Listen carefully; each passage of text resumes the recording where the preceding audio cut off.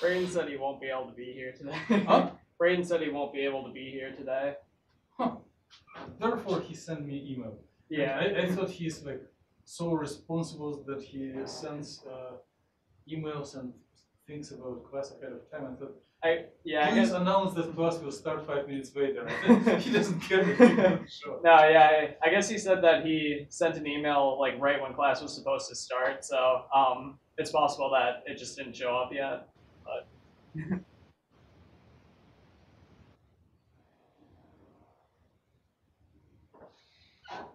okay, well, those who let's give benefit of the doubt. Those who are extremely busy with some other homeworks or classes, you will have an opportunity to watch the recordings. But I cannot say that today is the most important day, but it is some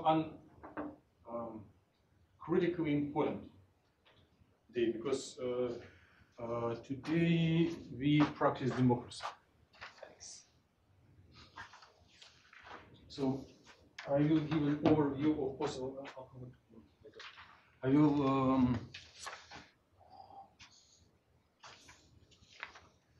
overview once again possible research projects, and most visually, let me check that green bar pops up. Yes. I'm just surprised by this 20. Oh, it is time since call started. It's not the class time, and it is not time that I'm allowed to speak. It is not possible. So let me overview possible projects, and if more attendees will come up, we'll share this thing. And on one piece of paper, I would like to hear your choices by the time of the end of today's meeting. The latest by the beginning of the Wednesday lab.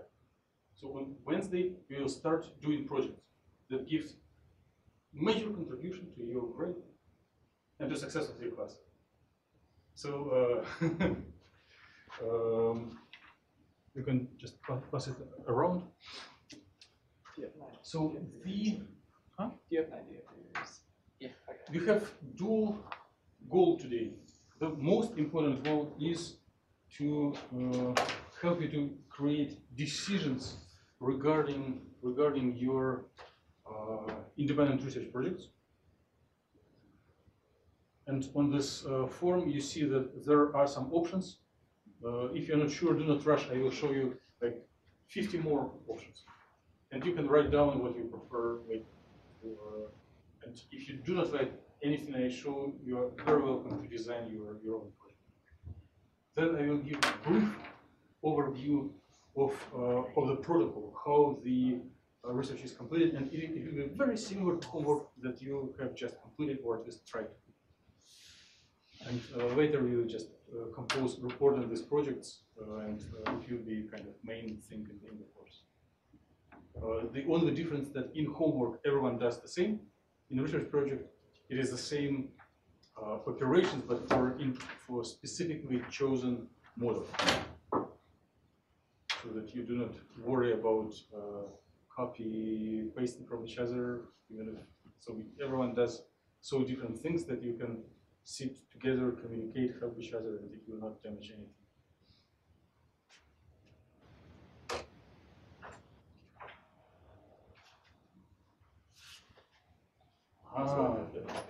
Thank you so much. You came at the right time. So one piece of paper is for your good members. Another is a black star. I don't know, I just didn't have different color. Black doesn't mean anything bad. You choose what you would like to do for research project.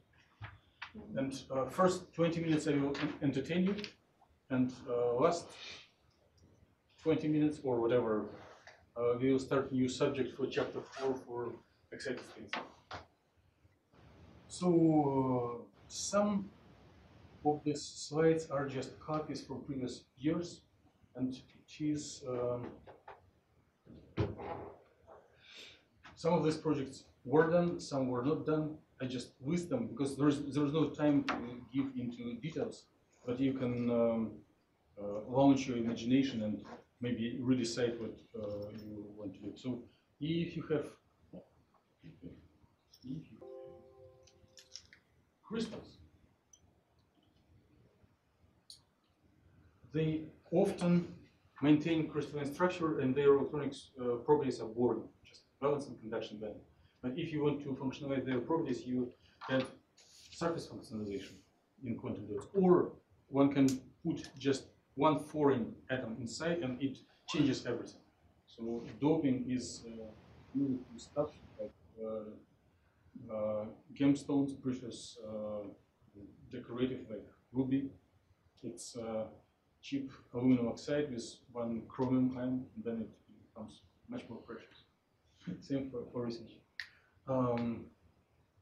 Combustion and explosion. It's always, it does launch imagination. And you know, there are such compounds that self-ignite in contact. This is especially nice. And there is an opportunity to just put them together in a simulation cell, write molecular dynamics, and see how everything breaks up. I just like it. Another thing, if you have graphite carbon nanotubes, and you etch it with peroxide, it will drill holes or form different functional groups on surface, like oxidized, epoxy, different things. And it also spontaneous processes.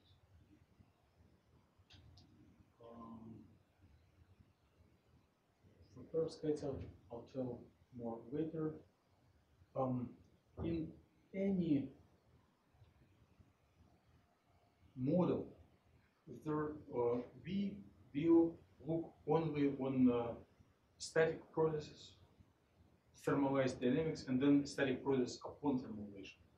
But if you like to continue this research after the course, there is an opportunity to explore the changes, dynamic changes during the trajectory in electronic structure and positions. During the course, there is no time for this, but there is a big potential to seek interesting research if you want. Did you hear about Frank quantum factors or Stokes shift? I remember emails that some of you were enjoying the word Stokes shift in the homework. Does this word confuse you? You do not need to expose you in front of the rest of you, can give little sign. Oh, you know, for soft organic molecules, if you fully excite it, it changes geometry drastically, and therefore it changes transition frequency for optics. Right?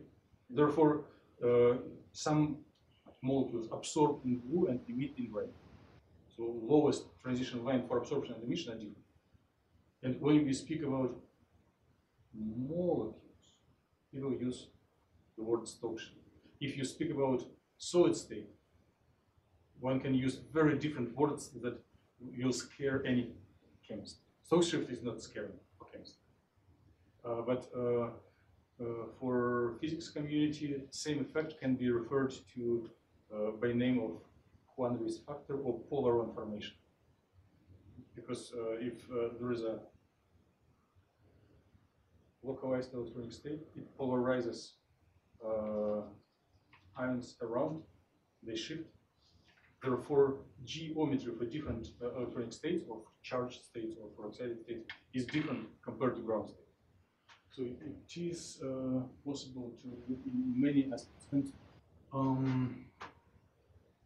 I do not have hope to see Austin, and I still have hope to see Christian. But what they were doing in PChem1 is, in physics language, can be interpreted as polar information. So they were looking how geometry changes upon excitation.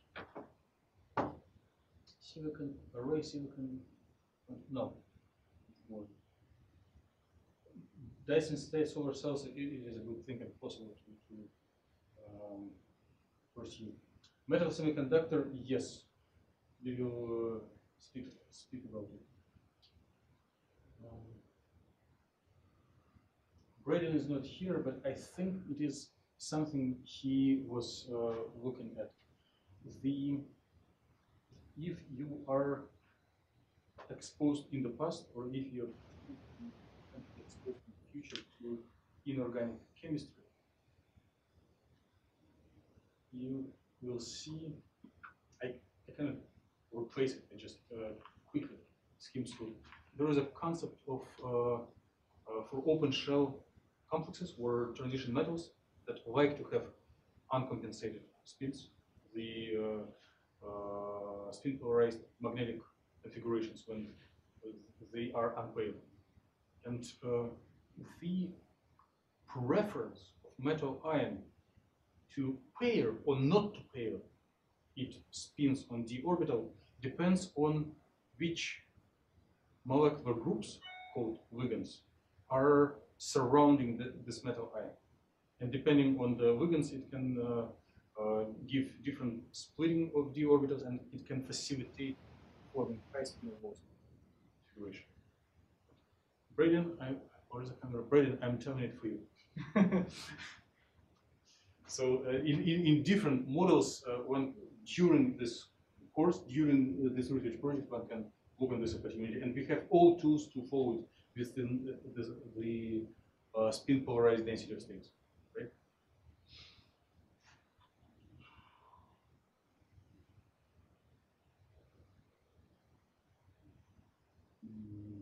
Interesting method, but for system, no.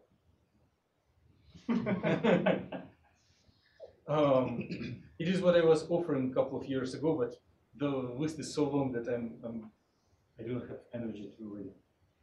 I will share the notes, and if you want to re-decide.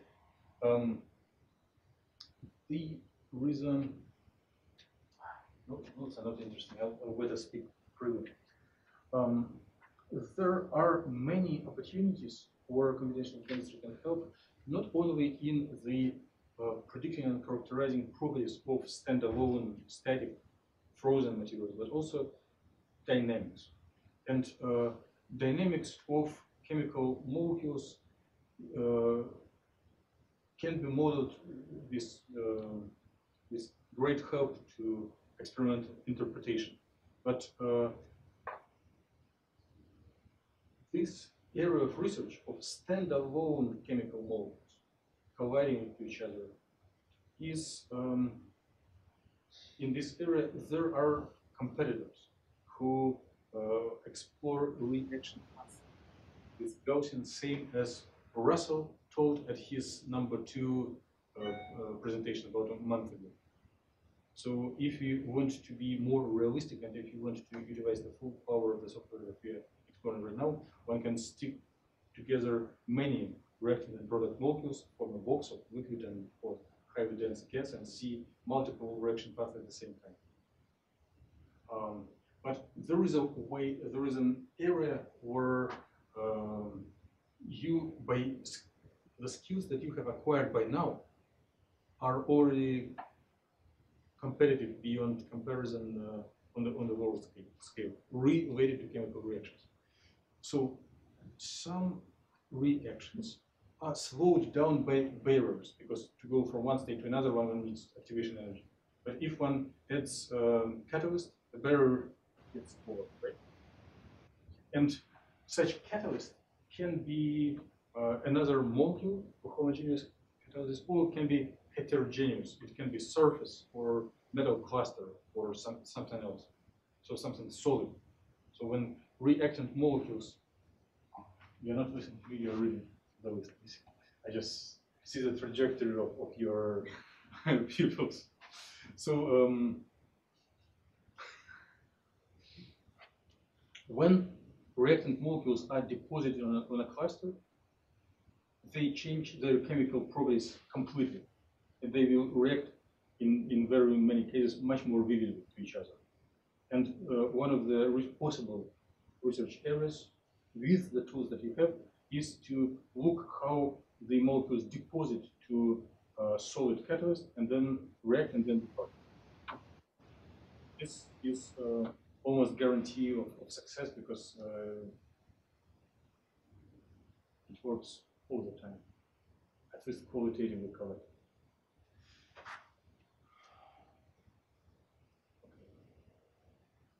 No safe is to know activity here. Maybe. Yes. Dice on the surface. Question.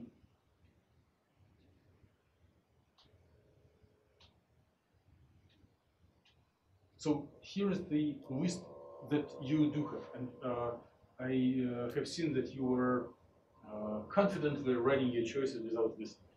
So probably you already know what you're interested in. I'm very happy. But you have about 24 hours to really decide before you start actual project. So possible things, many possible projects are on popular material of this year, decade, maybe century, perovskite, where you can do any dimension, bulk, thin film, nanowire, or cluster. And they are interesting standalone. There you can contribute to the global science by looking how the chemical composition will affect properties. For example, replacing iodine to bromine to chlorine, or lead to tin, or cesium to something different, cation. And if you are looking on engineering aspect of utilizing these materials for either photovoltaic or light emitting applications, one can inspect interfaces of this material to another material. For example, one of the popular structural motifs is to deposit it on titanium dioxide surface or interface with titanium dioxide cluster. And to pull holes, it is interfacing the spirometal molecule or some other material that pulls holes out. So it's one opportunity. Another opportunity is to look how these materials emit light if one treat surface by ligand groups or if one does doping. So those are popular research areas that will attract attention in the community. And if you are looking on the research trajectory, those are interesting choices. One of the things that I put at the bottom, if your future career resides in the area of biochemistry, you could be interested in phospholipid bilayers. But phospholipid bilayers itself do not need computational chemistry. They can be modeled by force field. And then all your time spent here is a waste. But if you are looking for living cell interfacing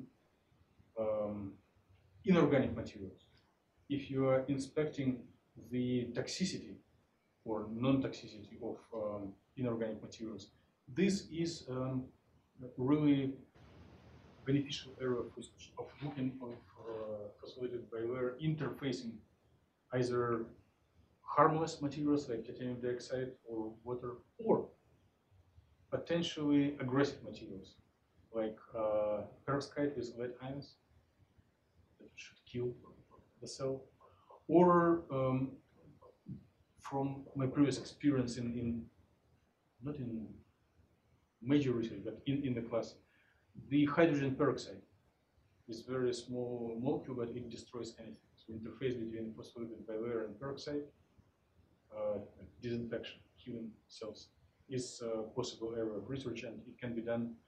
It cannot be done with force field because it will induce bond breaking, but it can be really well done with ab initio molecular dynamics. That you know from class.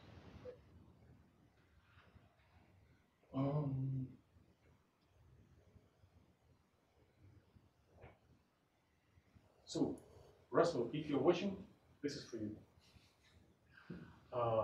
Braden, if you're watching, it is one of your options. So molecule hitting the metal organic complex experiences the metal ion of a cluster as a catalyst, and which enables restructurization of the molecule. Anyone is not happy yet? You know what you... Yeah. Yes. So I'm not showing the actual model here, but it is one of the possibilities.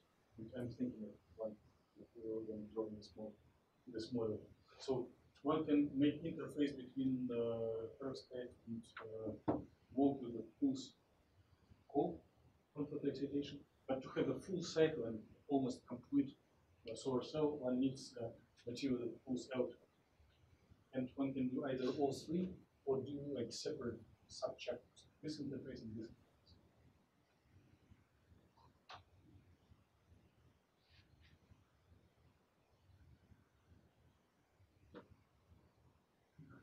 You know, there are posters when the character in the poster pointing on the person who is watching.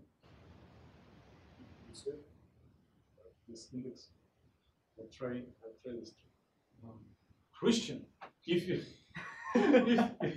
if you're watching, this image is for you. So another opportunity is to see how metal organic complex facilitates reaction, and it is not most efficient reaction, but it is from an equation point of view, is one of the most popular metal organic complex with ruthenium and dipyridine and most popular water. So if the cluster is if the complex is prepared in the excessively cationic state, it becomes chemically aggressive and will perturb water movement, with several steps, converting them into oxygen. And oxygen will fly out through several steps. And this is needed to generate hydrogen and oxygen out of water without contacts, not through electrolysis, but through photoelectrochemical screening. So this will solve energy problem for the thing. Because for computers we need power products statically, but if you travel somewhere, you need portable. Okay. And if you plan to do with organic complexes, you need spin polarized tools because they will be unsymmetric. We have different energies and occupations for spin up and spin down performance. Probably no one will do it this year, but it is another opportunity to deposit metal cluster on some substrate and bombarding this molecules. This was an intended project for our young colleague whose name started with letter A and is not Lisa. By the way, from time to time I'm check everything goes well in your reference. This distance was too big. If you optimize it, it will become much closer. And here is an example of phospholipid bilayer. If you do not know how to build it, do not build it atom by atom. There are tools to create it automatically. Because otherwise it will take the whole month until the end of the course if you try to build it atom by atom. I think it is a little less than 1,000 atoms. Too long. There is a way to create initial geometry where they are packed tight. And I will happily share some preliminary geometries, but you are very welcome to check interface not with harmless titanium dioxide, which likely will be worn, but with something aggressive that will destroy. Or if you want to be to touch the area of popular science and become popular yourself, maybe interface of liquid by layer with perovskites. Everyone is so crazy whether perovskites with lead will damage us humans. Let's check how dangerous it is.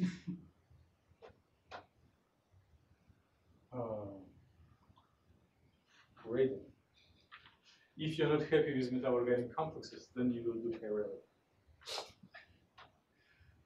And Vijay, I think you are planning to build something like this. Explore just mechanics of collisions of metal and semiconductor clusters, and then explore how the offset of filled and empty bands on individual subsystems is reflected in the point structure of overall system.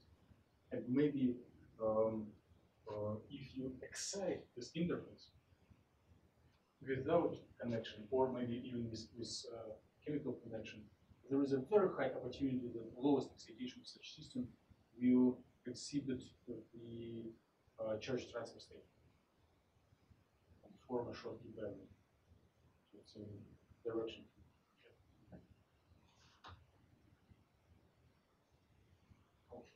How good am I first time? Well, at least I will do this for it. And then I had planned to start new material, but I'm not sure there will be a chance for it.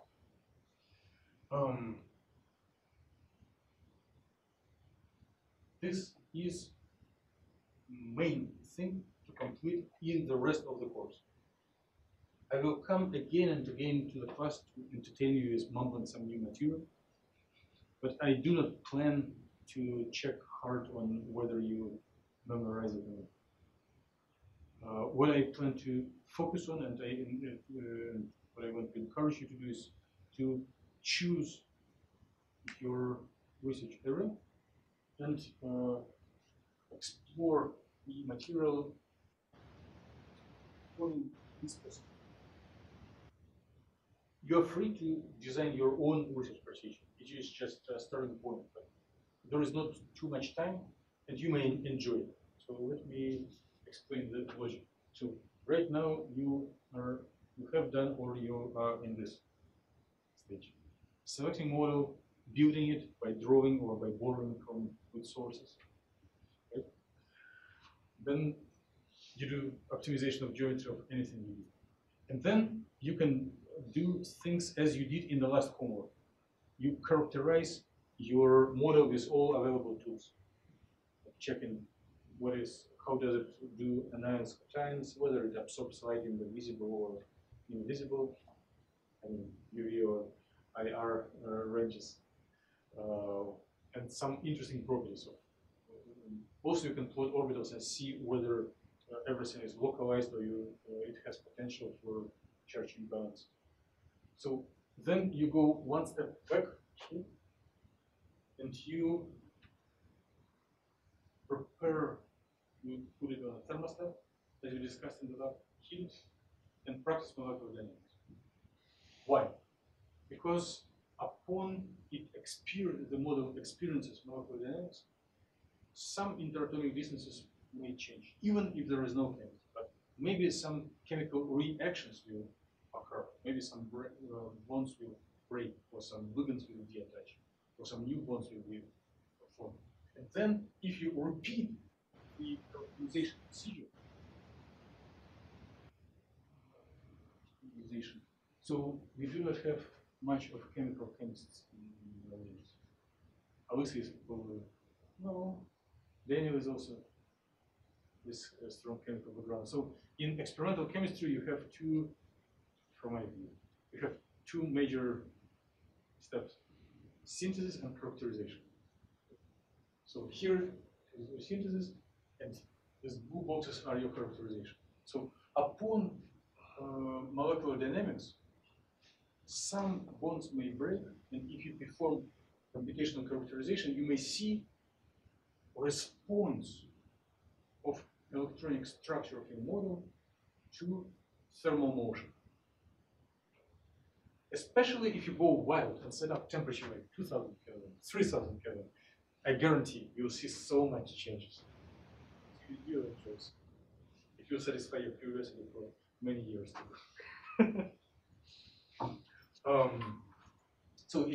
And then you just compare and discuss. And it is very simple research protocol, but it will help you to learn a lot new about your models. There is a little modification, little alternative, which doesn't change the style, format, and the way how you report your future achievements. This is specifically suggested to Russell and Braden. But anyone else is welcome to check it. So if instead of heating, you pick up specific group of atoms and assign non-zero momentum intentionally, so that a molecule start moving and collide with another molecule or with surface. So you set up collision. And there you can, when you do thermal, it means that kinetic energy is redistributed evenly and randomly between all atoms. But you can intentionally request that one part of model will move towards another one and set up collision experiment that will also facilitate reactions, facilitate substantial changes in electronic structure, and it will be also very interesting to look through and compare. Any questions about research protocol? No?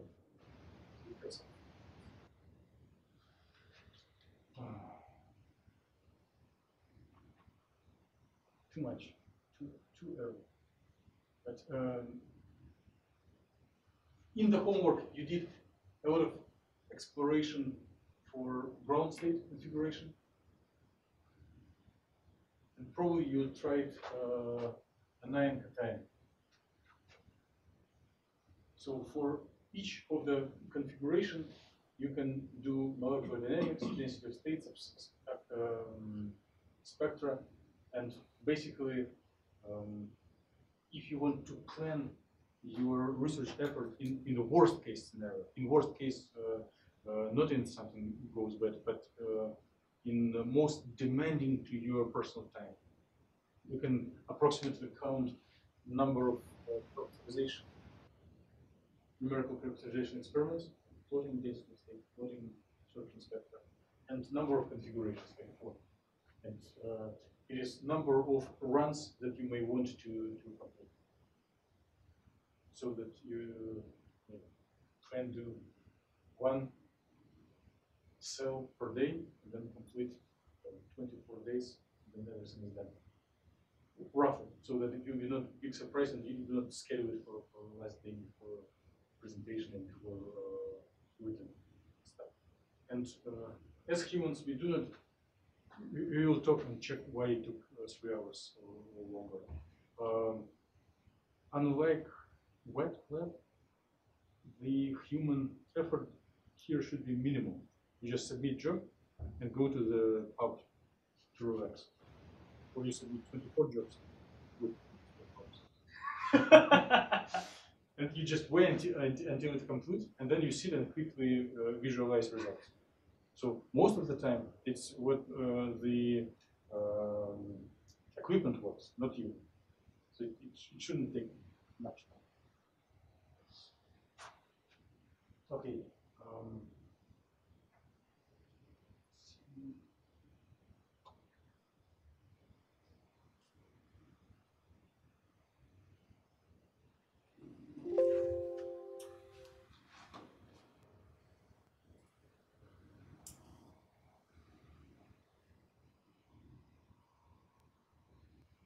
It is examples of possible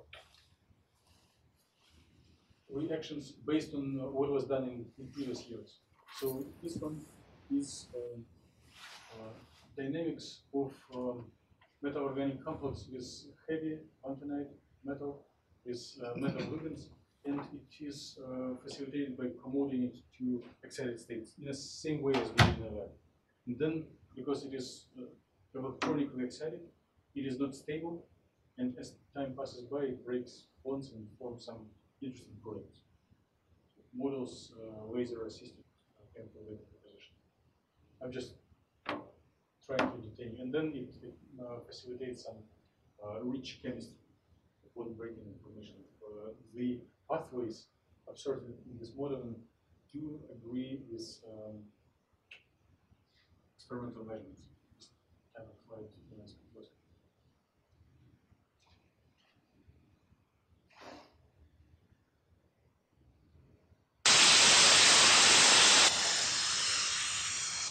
This is not me, and it is not students from previous year. I just found this video on public YouTube. So this rocket belt is just filled with peroxide, and when it touches surface of catalyst, just silver metal, it decomposes vividly. I don't know.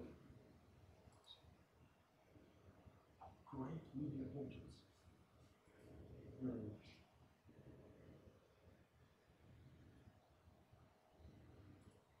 Oh, it works here. Okay. So this was done in this course, and then later resulted in publication. So water peroxide molecules at the initial were brought in contact and thermalized with the silver cluster, and as time passes by, through adsorption to a cluster, it forms some intermediates, but then finally it results in oxygen and water. And there were no much tricks with electronic structures. You just prepare a model, heat it up, and see what happens.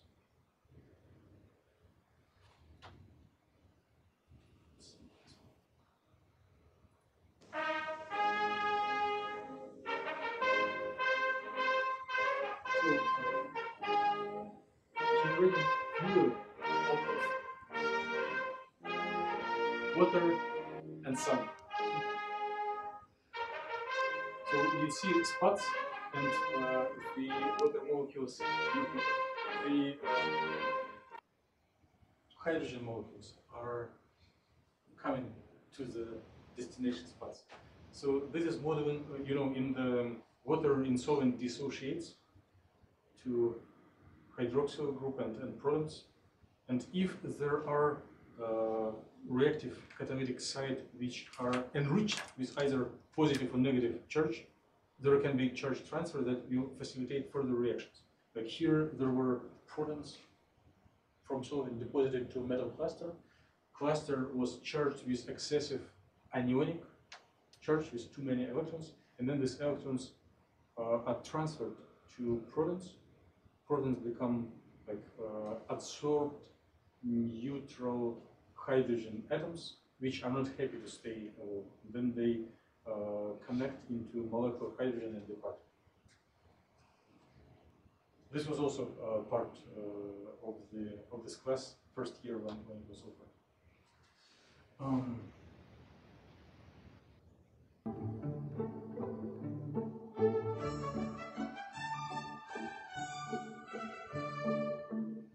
So this is water, oxygen and two hydrogens. It is steam to this water is silicon, which contain so that one hydrogen from water starting from molecular hydrogen, and the hydroxyl adsorbs to silicon surface. So on one hand is contamination of semiconductor, and it makes it bad for microelectronics. On the other hand, it is prototypical formation of hydrogen. I don't know how to reduce the level of sound. If you do not like loud sound, close your ears.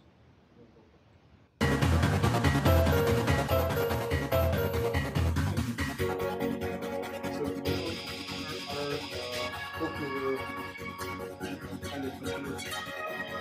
inorganic frameworks, they use gas storage. So this material is big heavy stages formed of the calculate gas.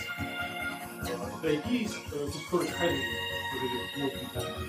With hydrogen, there are still research problems for what one can do accidentally staying or oxygen united. Here is the H cube atom. That is one it's super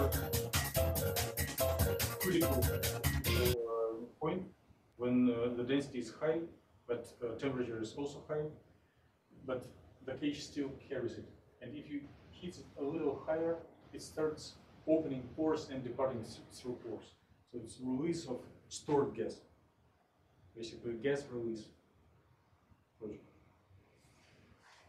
I know you already chose what you want to do, but just in case.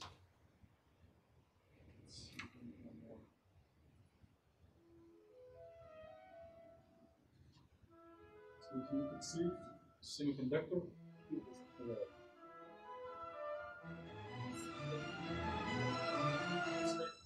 bluish region, and then through the adiabatic conditions, it relaxes to lowest energy and then emits in more reddish area. This is and then you can compute emission. This is a cool project, but it's not possible to complete in 1 month.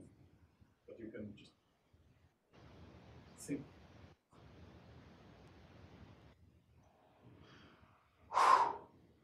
I'm done about the projects, but let me entertain you about actual class material. Do you have any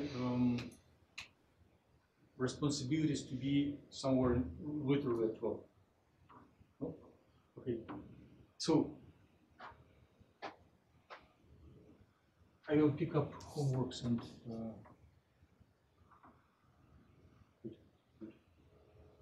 I'll keep it here just in case you already said in the last minute.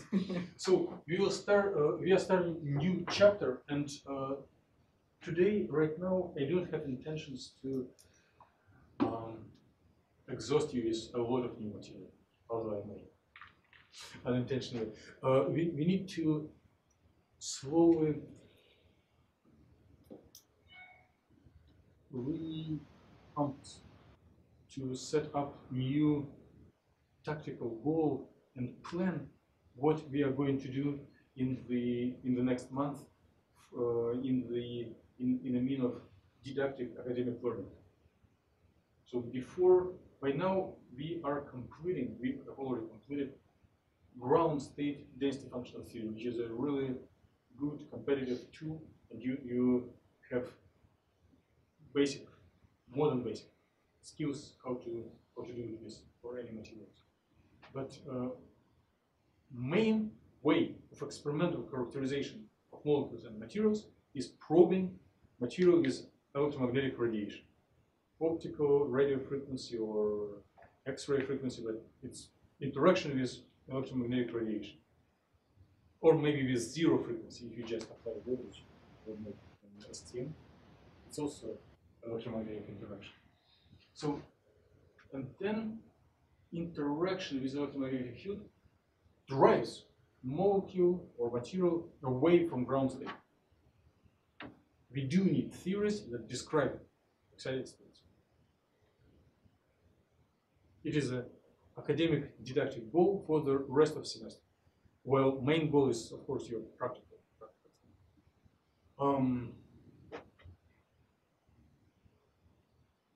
So here is the summary of density functional theory that you are already a certified expert of, because you did an in-class quiz with stickers, right?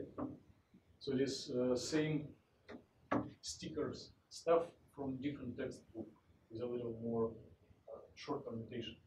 So you start with initial density, you find through analytical formulas the potential based on the density, and then this potential allows to solve Quantum equation for orbitals, and typically we use vector theta here. And then we form new density, check total energy has converged. If no, we repeat the whole procedure, right?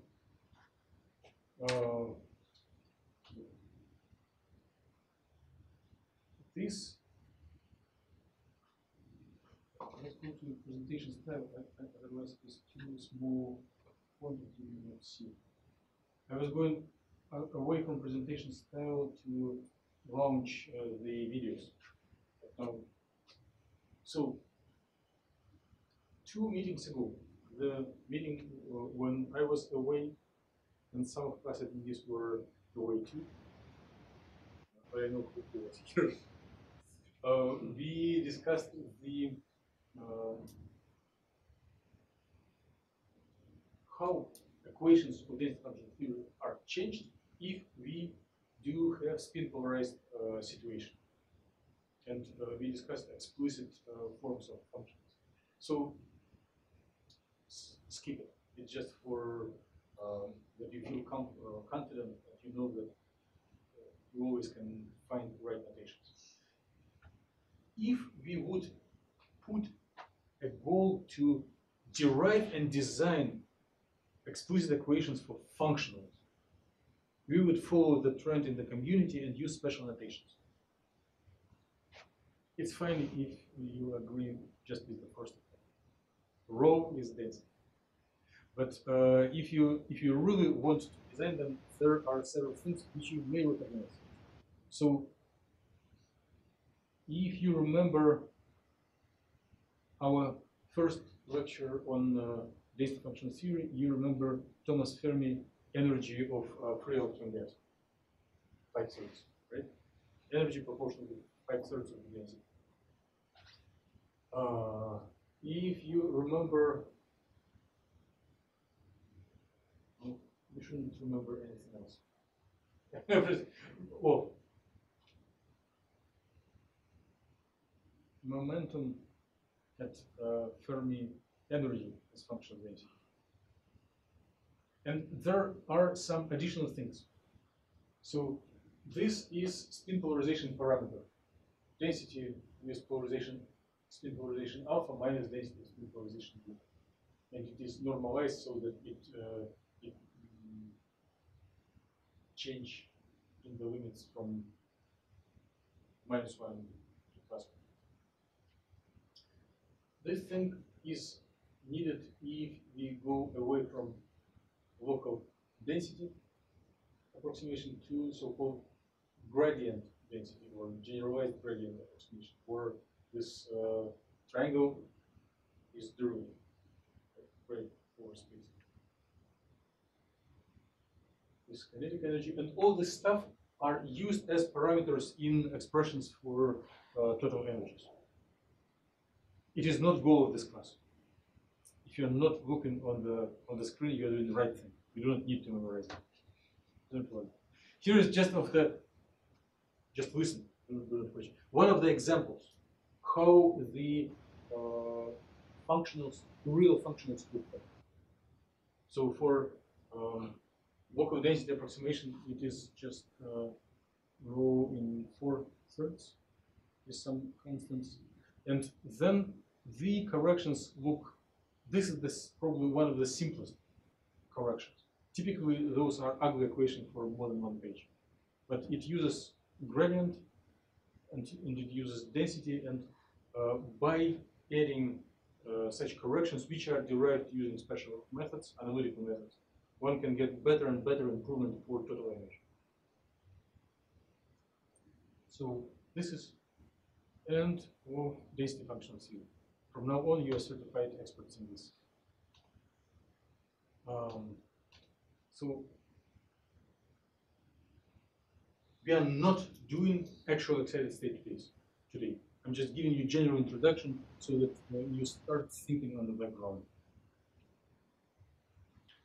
This equation is something you can recognize and interpret.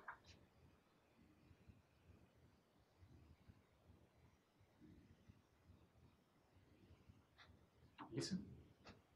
How would you interpret this equation? What does it mean? Do not go to the blackboard. You can put tell it just from place. Okay, well, let's say the sum of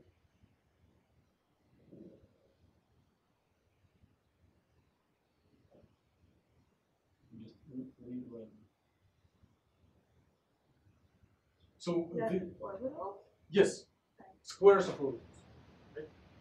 Quantum orbitals that we obtain. It is what is stored in part charge files. This product, but we use only those orbitals which are occupied, right?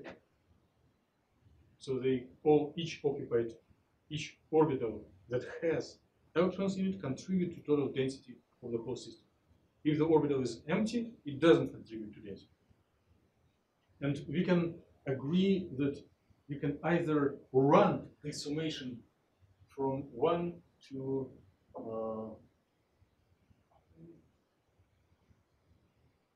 should be smaller or equal to common. So we should run until highest occupied. But and then if we run swing, then we do not need any factor. Add together all orbitals, S which are function of position.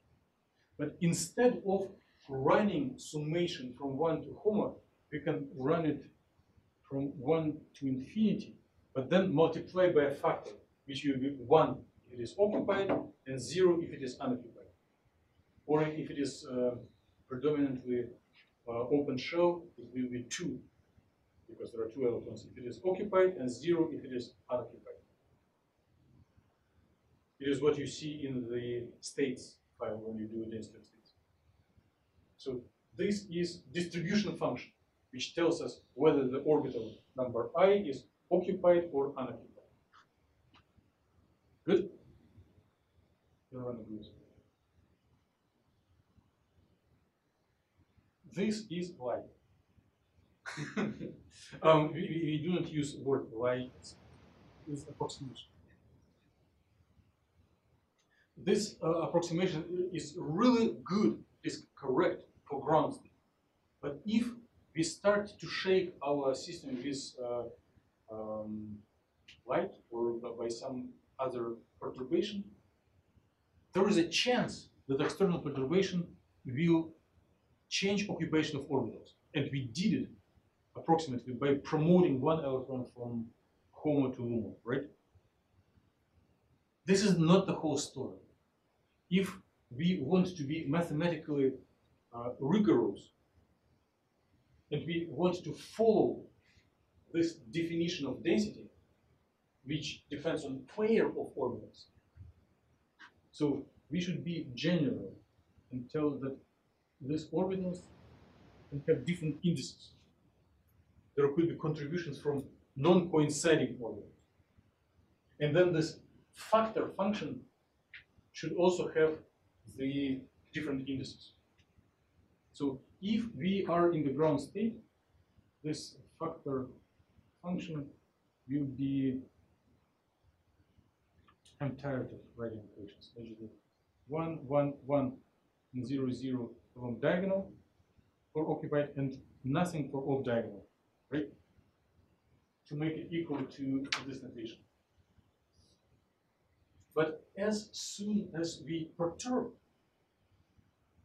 the system, as soon as it goes to non-ground state, any non-ground state is excited, there will appear non-zero elements here, there, and there. So it is not the whole story. It is also, we are a little bit more precise than ground state, but there is a ladder of getting more and more precise. So in this interpretation, excited state can be approximately described by corrections to this factor function that connect orbitals to total density. Make sense?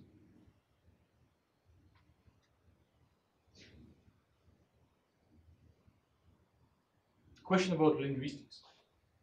If this density, it is a continuous density, function of 3 dimensions. But these factors also relate to density, but it is discrete. and it has two indices. If you can store it as a matrix, how can you call it? Operator. Yes, density operator, or if it is density, but it is matrix at the same time. Just merge together two words. Density. Oh.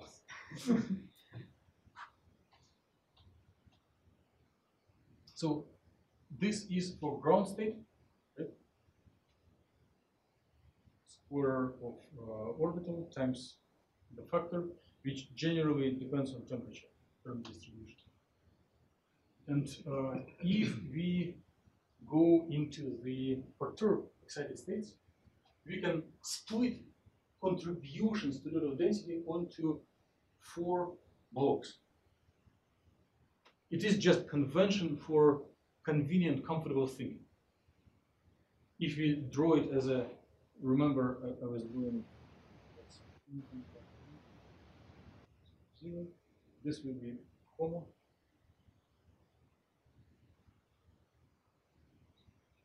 So this block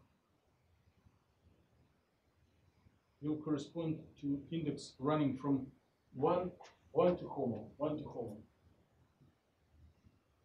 And it will correspond to ground state. Then we can run index from LUMO to whatever, infinity.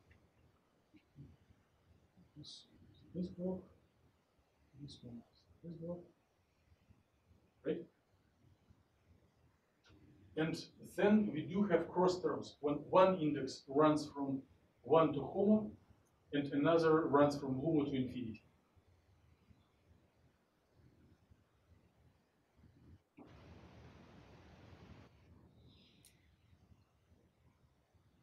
LUMO to infinity. LUMO to infinity. So we split the whole density matrix on 4 blocks, and we can process them separately. So the part of density matrix is responsible for occupied orbitals, for unoccupied, and cross orbitals, cross products of occupied and unoccupied. Good. Now, in ground state, these 3 are absent. We have only this one. If we perturb our system with electromagnetic radiation, the occupations, the elements, the way how far it deviates from 0 will depend on intensity of electromagnetic radiation. The stronger you irradiate, the better it excites, right? But the power, in mathematical sense, how the electromagnetic radiation affects these blocks is different. Here, I'm given the same equation just as a line. So, even at strong electromagnetic radiation, the I give indices GG for ground, ground excited, excited ground, excited, excited. So this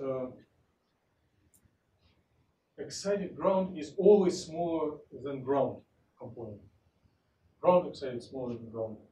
And the excited is much, much smaller than ground. So if one sets up our series, yes, good. So total density upon excitation, and this is not a literal equation, it's more like main concept. So if your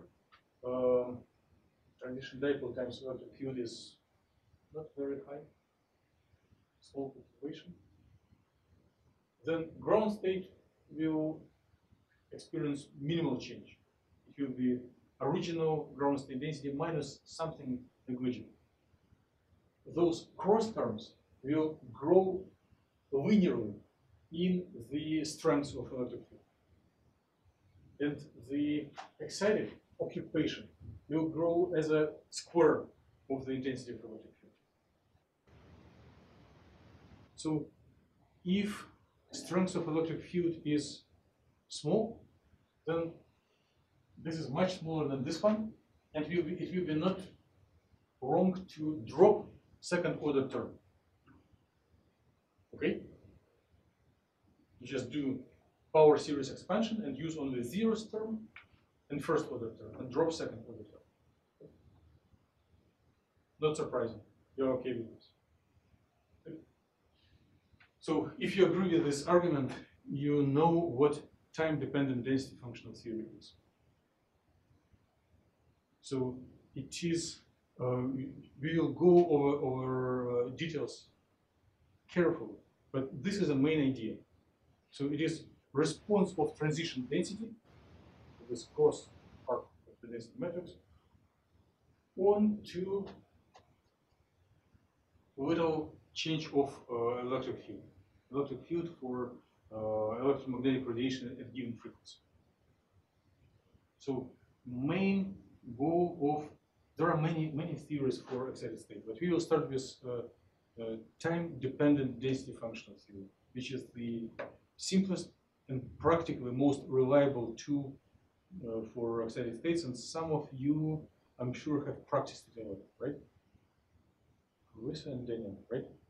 You do practice it every day or every week. So at the end, it gives spectrum, but in its core, it computes these two things. Response of the density, transition density to electromagnetic oscillations of small intensity. So how efficiently electrons are promoted from ground to excited, but it doesn't focus on end occupation, it focuses on transition density, how they are being transferred from here to there, facilitated by optical excitation. I like this slide very much, but we all may get tired. I probably will start from it next time. Let me just give heads up. It is explicit way of the big matrix that I showed. So near the diagonal, we have homo, homo, homo minus 1, homo minus 1. If you continue here, it will be row 1, 1. And they are only the elements that are non-zero in ground state. But if you go to excited state, other elements are getting non-zero as well. And the goal, mathematical goal, is to derive equations which will tell how much these elements will grow if we have external irradiation.